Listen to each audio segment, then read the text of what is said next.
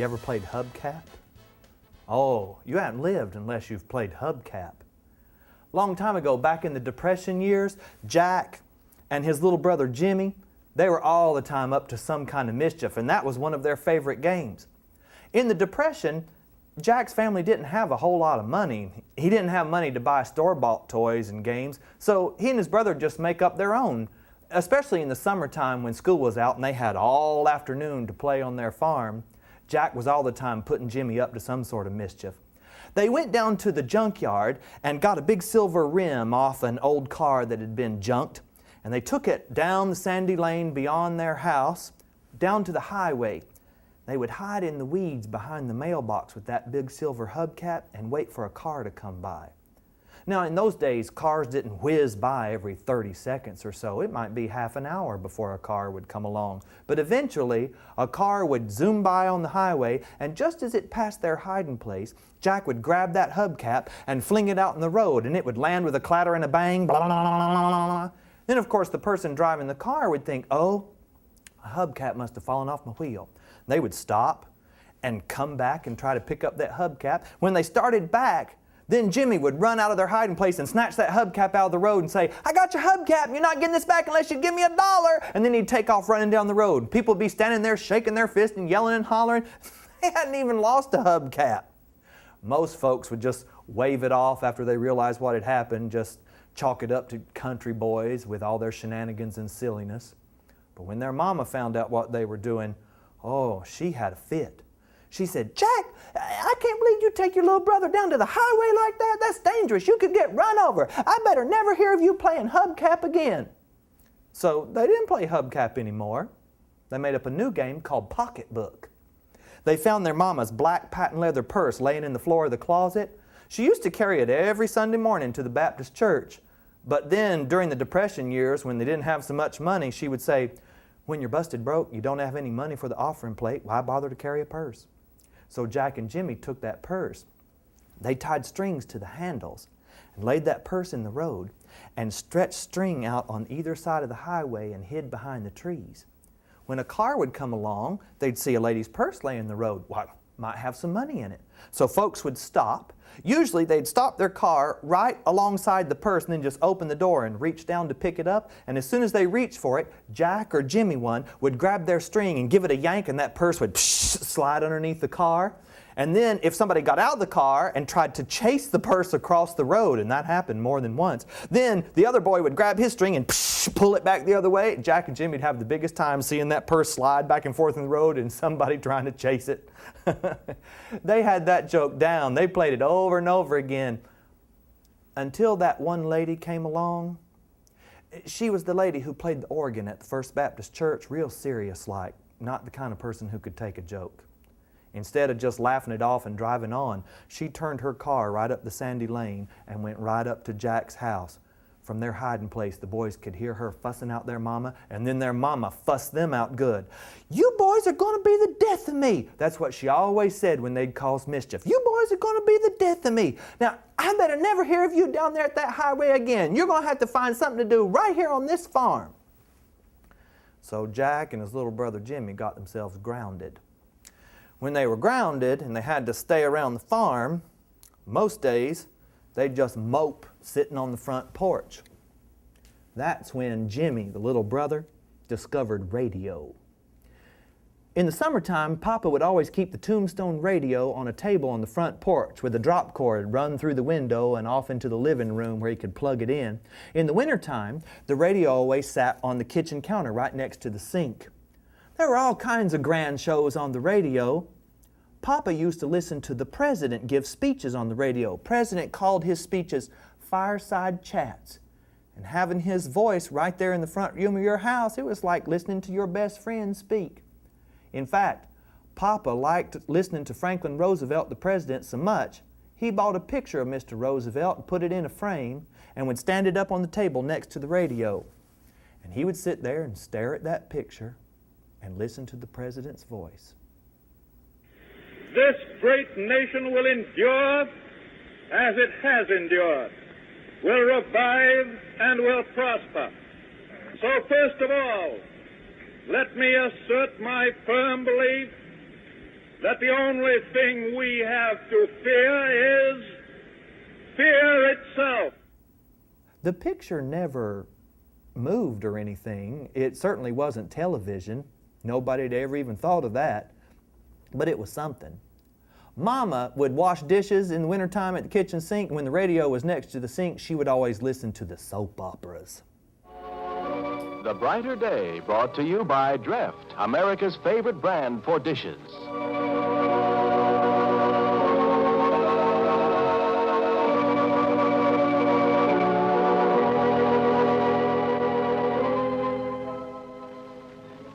Maybe I will be an old maid. There are worse things. But the man who wants me must want me as I am. A rather plain girl, but I can't help that. I'm me. Jimmy, he liked to listen to the Lone Ranger. The Lone Ranger was on Wednesday nights. It was a great program, kind of like a superhero. And they were on the radio too. You could listen to shows about Superman and Batman, but Lone Ranger was Jimmy's favorite. He was a cowboy. He wore a mask for secret identity, and he had a friend, a sidekick named Tonto.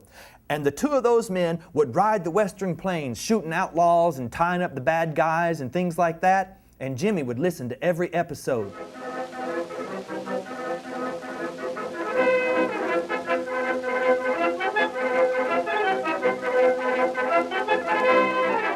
Kick Cereal sponsored the show. Jimmy had even sent in his box tops and had his own Lone Ranger mask, an old floppy cowboy hat, and sometimes he would pretend to be the Lone Ranger. He asked his daddy if they could buy a horse. His daddy said, "Son, we don't even have enough money to put gasoline in the truck, much less buy you a horse." So Jimmy figured he'd make himself a pretend horse. He went down to the barn, he found an old rug that somebody had thrown away. He flopped that rug over a fence rail, and then he got a rope and tied it to the fence post in front of the rug. He could sit on the rug, that'd be his pretend saddle, and he'd hold the ropes. Those were his pretend reins. And then he could ride the western plains and rid the world of outlaws and bad guys. But of course, bouncing on a fence rail ain't the most comfortable ride, if you know what I mean. One day Jimmy was sitting there thinking, we ain't never gonna get a real horse. But we got a cow. He reached down and pulled up a big handful of daisies. Cows love to eat them weeds. And he waved those daisies around and coaxed the cow right over to the fence.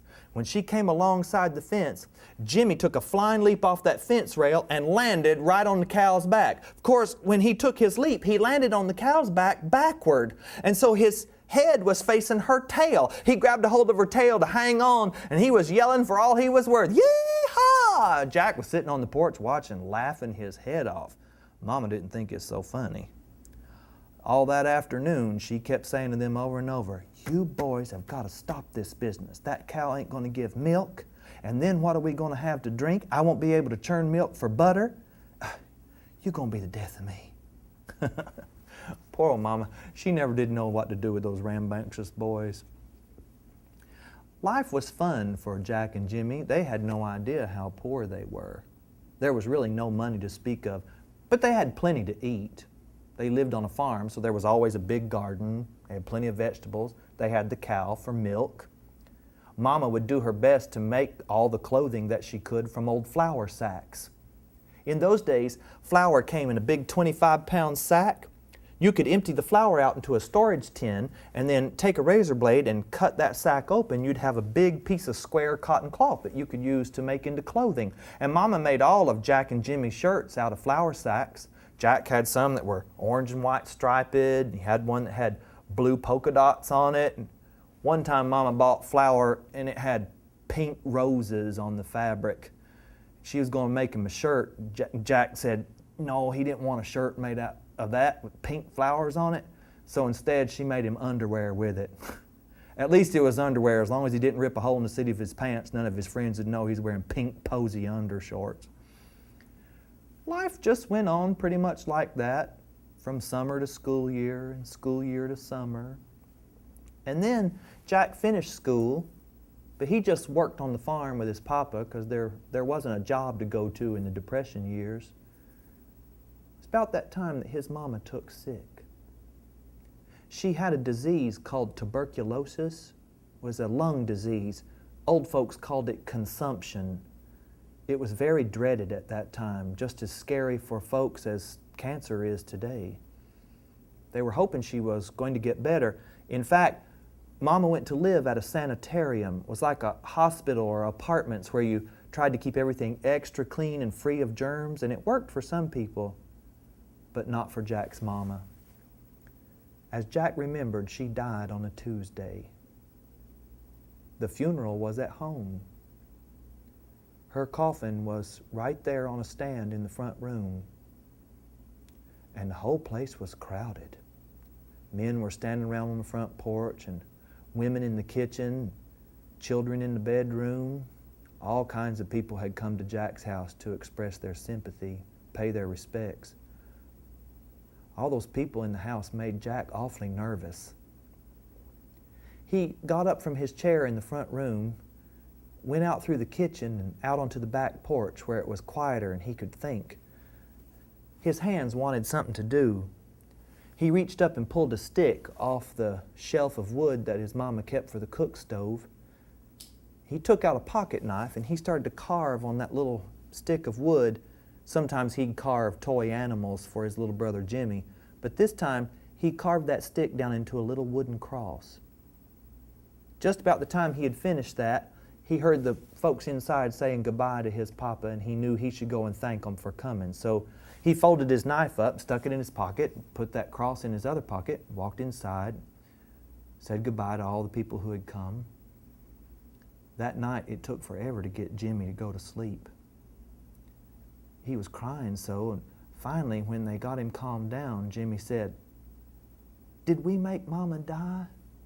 When I would play Lone Ranger with the cow, she would say, 'You boys are going to be the death of me.'" Jack tried to explain to his little brother that was just an expression. Mama didn't mean it for real. She died of tuberculosis. The next morning was the funeral. And then when they carried Jack's mama's coffin up to the graveyard and lowered it down in that big hole, Jack saw tears running down his papa's face. He'd never seen his papa cry before. But Jack didn't cry. If he was afraid he was going to cry, he'd shove his hands down in his pants pockets and he'd grab a hold of that little cross that he had carved and he'd just squeeze onto it. He'd squeeze so hard that the points of that cross would press right into his flesh, but he wasn't going to cry. He wanted to be strong for his mama. Jack was not going to cry.